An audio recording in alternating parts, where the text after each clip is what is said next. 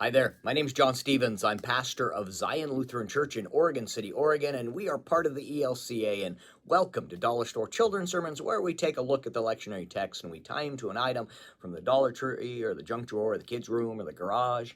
You know how we've been doing it. Thank you so much for spending a little bit of your week with me in this way. And thank you for the love that you're sharing with your kids and your congregations and your families. You are rocking it.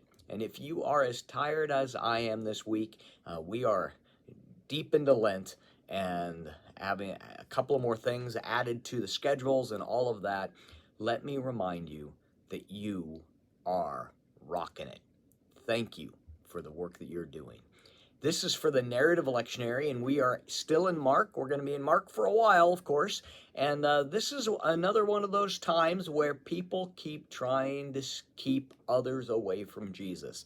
They're trying to gatekeep Jesus, where they're like, "You can't come here. You go away. Don't bug him."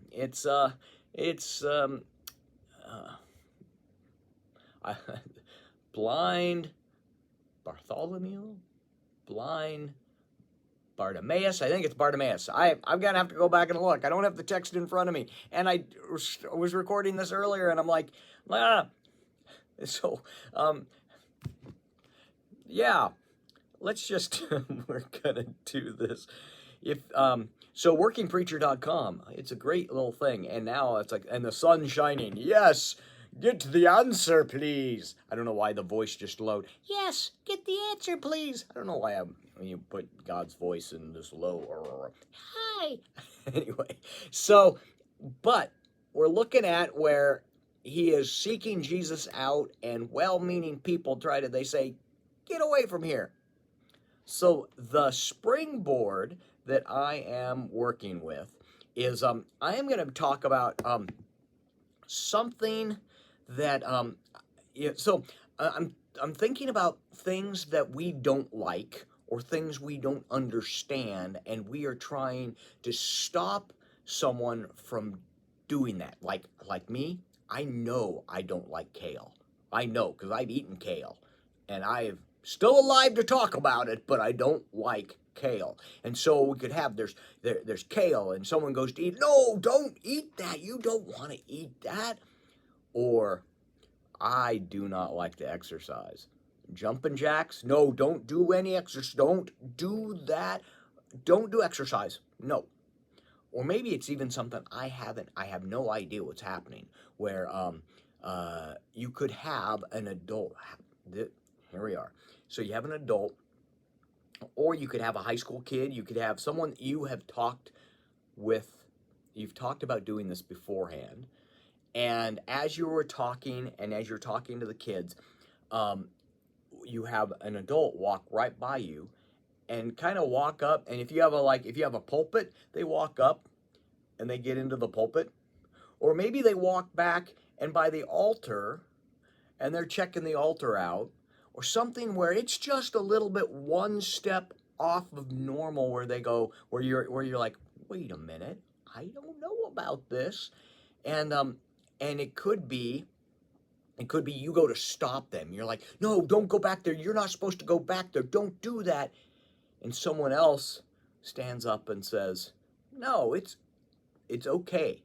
Let them do that. Almost playing out a skit, and then asking that godly play question. I wonder what people thought when this man who cried out to Jesus, and Jesus calls him, says, come to me, and what would you like me to do? And all these people around going, the nerve of that person, the nerve, and playing that out. And so the takeaway is that Jesus not only calls and Jesus not only welcomes that person, but Jesus welcomes all. And more than that, we belong. And I've been changing the word of welcome to belong. That Jesus tells us that we belong.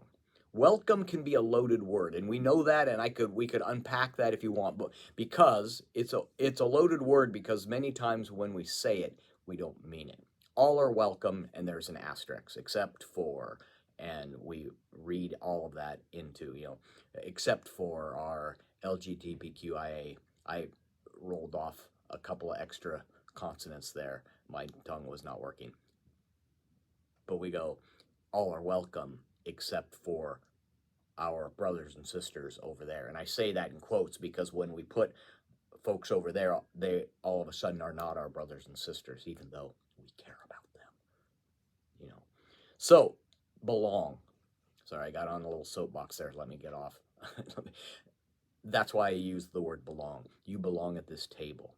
Kids coming up, taking communion, receiving communion, because they are a child of God, just like you and me are children of God. So, all of kinds of things that we can work with. But there are so many times we want to draw that line and we want to stop someone from coming to Jesus. We are not Jesus' gatekeeper. Jesus does not need us to be a gatekeeper. Jesus needs us to kick wide open the gates and remind that everyone belongs. All right? So I think in there and through there, I'm hoping that you can glean something that's helpful for your children's sermon. But there's a lot of stuff we don't want to do, and we try to stop people from doing because I don't understand it. Yeah. So peace. Like I said, I'm hoping this can be useful for your own children's sermon. Thank you so much for being who you are. You are rocking it. We'll see you next week. Peace.